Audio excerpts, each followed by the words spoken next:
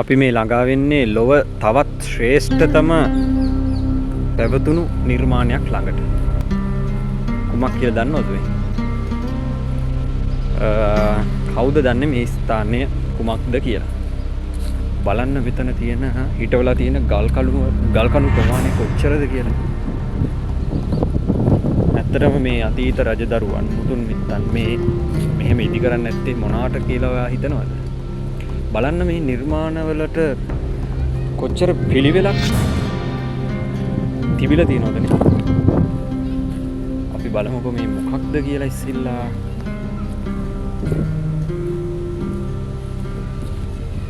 මේ තමයි ලෝහ ප්‍රාසාදය. මහා විහාරයේ පොහොයගේ හෙවත් උපෝසත ගරය වන ලෝහ ප්‍රාසාදය දුටුගැමුණු රජුගේ නිර්මාණයකි. අපි ගිහින් බලමු. ළඟට ඉබ්බෙක් නම් දාලා තියෙන මම හිතන්නේ ඇතුළට යන්න බැරුව ඇති. ඉතින් පුළුවන් විදියට අතීතයේත් ඒ කියන්නේ මහල් නිවාස සංකීර්ණ තිබිලා තියෙනව නේද?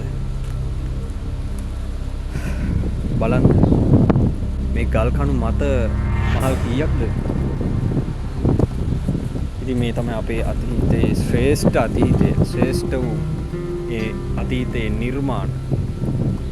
ඉතින් ඔයාලට මොනවද හිතෙන්නේ කියලා කමෙන්ට් එකක් දාගෙන යන්න. ඒ වගේම අපේ channel එක subscribe කරලා නැත්නම් subscribe කරන්නත් අමතක කරන්න එපා. ලෝහ ප්‍රාසාදය. ඉතින් පොඩ්ඩක් හිතලා බලන්න මෙතන අතීතයේ කොච්චර උස දැවැන්ත අලංකාර නිර්මාණයක් තියෙන්නට ඇතිද කියලා. ඒ තමයි අපගේ රට ශ්‍රී ලංකාව. ඉතින් මේ ශ්‍රී ලංකා භූමිය කියලා කියන්නේ එසේ මෙසේ වටිනා ඉතිහාසයක් තියෙන රටක්ද? අපිට හිතා ගන්නවත් බැරි පුදුම හිතෙන ඉතිහාසයක් තියෙන රටක්. පින්වත් මිනිසුනි, ශ්‍රී ලංකාව වැනි උතුම් පුණ්‍ය භූමියක ඉපදෙන්න ලැබීම, ජීවත් වෙන්න ලැබීම කොච්චර වාසනාවක්ද?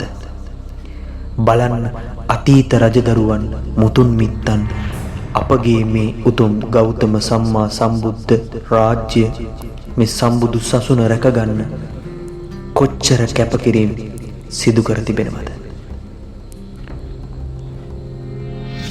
ඒ අතීතයේ පටන් රැකගෙන එන මේ සම්බුදු සසුන විනාශ කරන්න එපා.